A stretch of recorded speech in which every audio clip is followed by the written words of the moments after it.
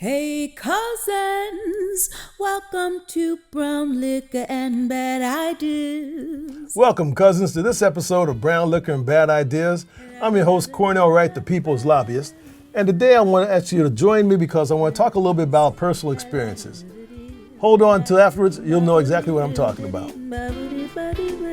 Brown Liquor and Bad Ideas is intended for the participation of responsible adults of legal drinking age who wish to engage in substantive virtual discussions and social drinking for entertainment purposes only. Brown Liquor and Bad Ideas does not advocate the abuse of alcoholic beverages. Choosing to participate in any of the drinking activities shared in the program should be made with moderation and caution and is the sole responsibility of the user. So cousins, today I want to talk about something a little bit different, and perhaps it's something you can relate to, understand, and hopefully engage in. It turns out a dear friend of mine by the name of Tom recently had hip replacement surgery.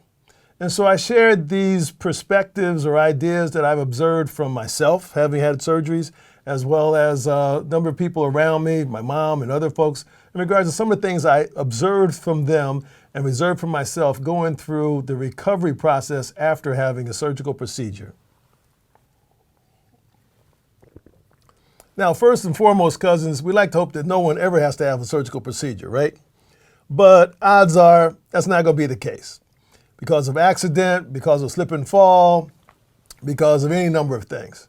In fact, I can tell you a funny story is that a number of years ago, a friend of mine, I have a house, I have 2 stories on it. And I was telling a friend of mine who's an orthopedic surgeon that I was painting my house.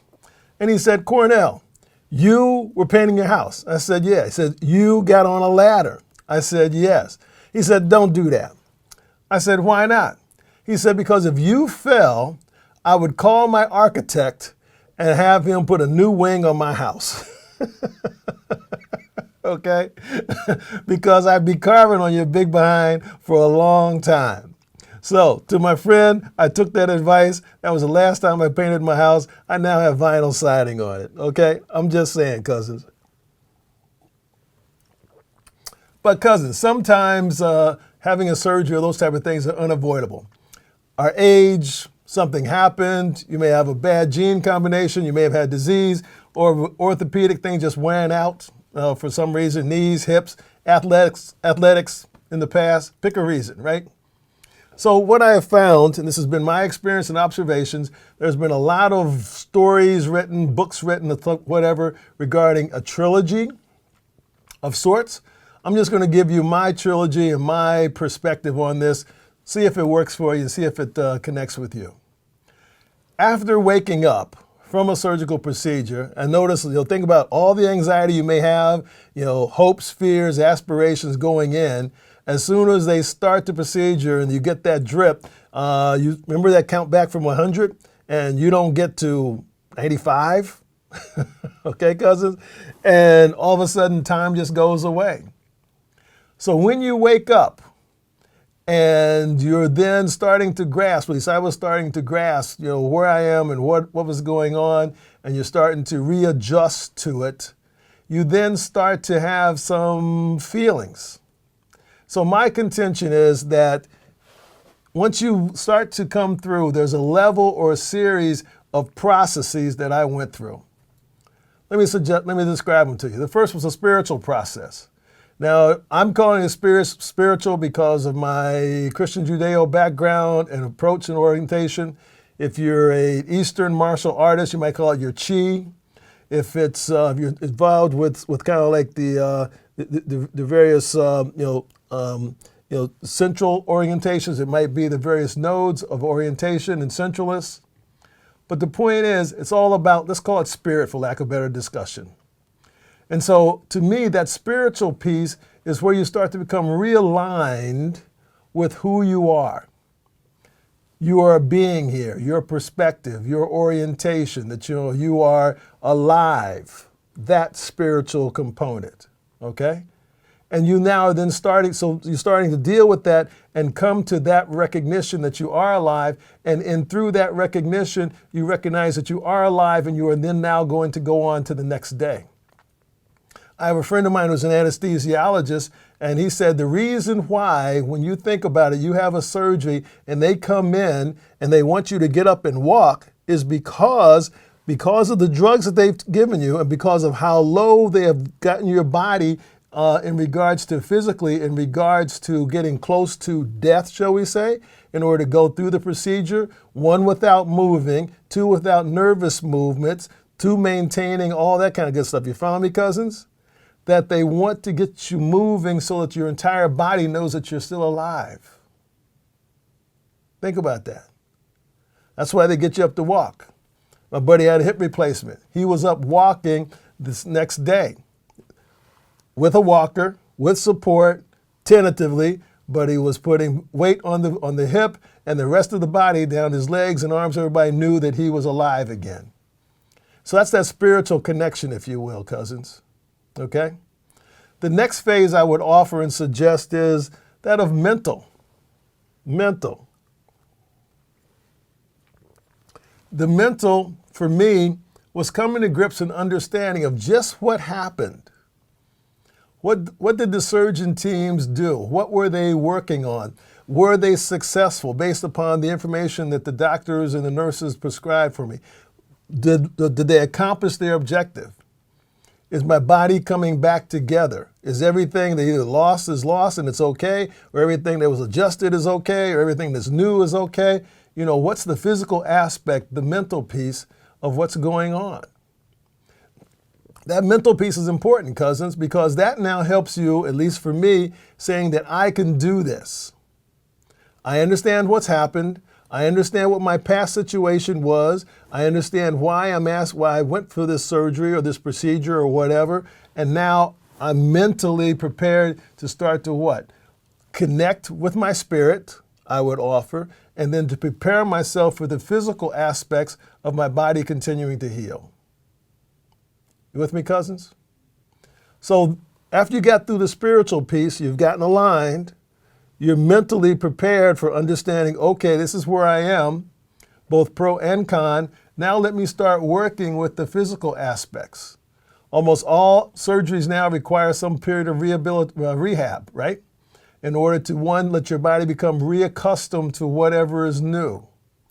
You have to then eat correctly. You have to take some pain medications in order to do the rehab, because if you don't do the rehab, that starts to minimize how much you can do once you go to therapy. And that minimalization can start to have impact as to how far you can get back to your former self. Remember a couple of years, last year, cousins, I had carpal tunnel in my hands, okay? Well, it turns out that I had more massaging, which helped to what? Dissipate and minimize the scar tissue formation, which minimized the impact of which impacted or minimized, if you will, how close I could get back to my former full self.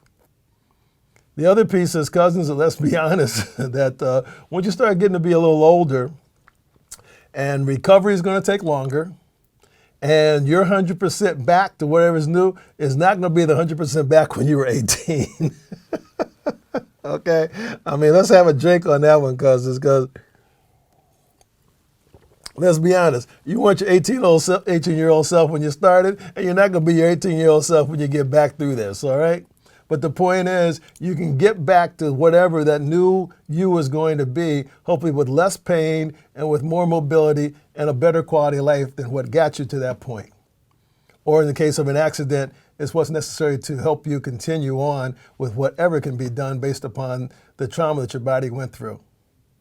So because you start looking at that, so it's a combination of the spiritual, the mental, and the physical.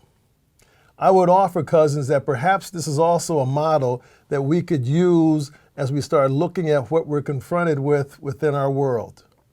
There's a lot of things that are happening. We're getting a lot of information coming at us real quickly.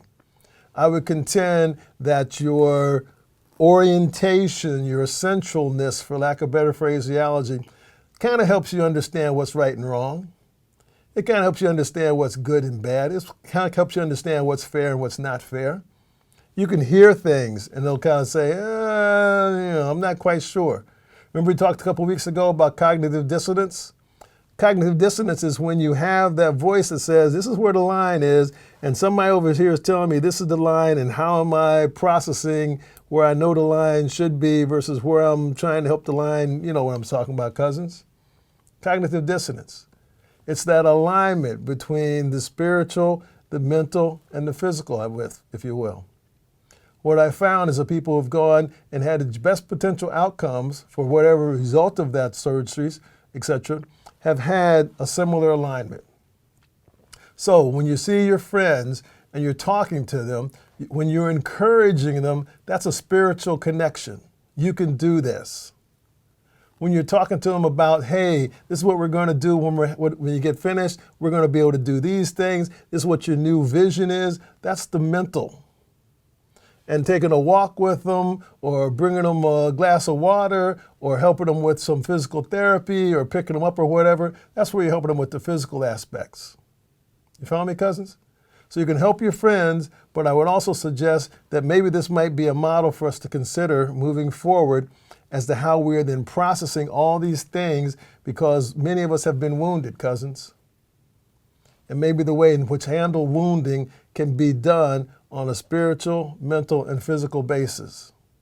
The spiritual is you know what's right and wrong. The mental is how do we start to put together the right processes to address them, to fix and help cousins. And the physical is actually what are the implications of either legislation or laws or new behaviors on all of our parts in order to get there to help us when we're wounded. You with me, cousins? So I want to thank you. It's a little bit different model. I don't have any references because it's my personal experience. Hopefully you understand it as well. Let me know. Let me know if it makes sense to you. You can send me a connection or a link, and I'd be happy to hear from you. And to that point, cousins, keep wearing your mask, because some of our cousins are still out here starting to die and get the new variant of COVID because we didn't have masks and they didn't get vaccinated. Simple as that. Over 95% of those people who are getting this because they didn't get vaccinated. Please do that, cousins. Please. All right? I mean, what more do we need to hear or see? And by the way, cousins, if you're listening to anybody, including me, who is telling you something about COVID, the first thing you ought to ask them is, are you vaccinated? If you are not vaccinated, I'm not going to hear you talk about not being vaccinated. All right? Tell them. And so, by the way, that's the first question. If you're vaccinated, then I'll listen to you. If you are, fine, let me understand what you did, why you did it. If you aren't, then let me understand why that is. But you can't be vaccinated and talk about not being vaccinated. With me, cousins? That's that disconnect we talked about. Anyway, spiritual, mental, and physical. Let's work on this together, cousins. You take care of yourself. We'll see you next time on the next episode of Brown Liquor and Bad Ideas. Take care of yourselves. We are the people.